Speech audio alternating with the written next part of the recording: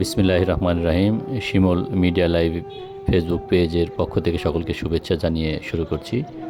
বর্তমান সারা দেশব্যাপী যে আপনার জ্বালানি তেলের সংকট দেখা দিয়েছে, সেই জ্বালানি তেলের সংকটের কারণে চরপদ্রসন গোপালপুর ঘাট অংশের যে স্পিডবোট রয়েছে, সেই স্পিডবোট চলাচল বন্ধ রয়েছে।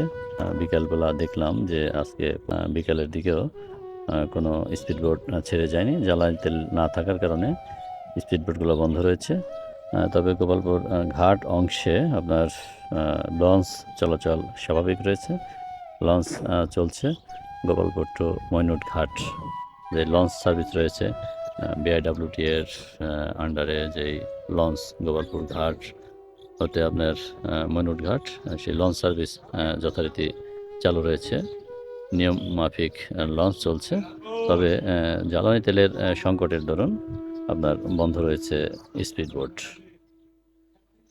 আমরা আশা করব যে দ্রুতই এই জ্বালানি তেলের যে সংকট রয়েছে সেটা সংশ্লিষ্ট যারা রয়েছেন এই বিভাগের, তারা দ্রুতই এটা সমাধান করবেন এবং আবার স্বাভাবিকভাবে গোপালপুর ঘাটের যে স্পিডবোট চলাচল সেই প্রত্যাশা রেখে বিদায় নিচ্ছি।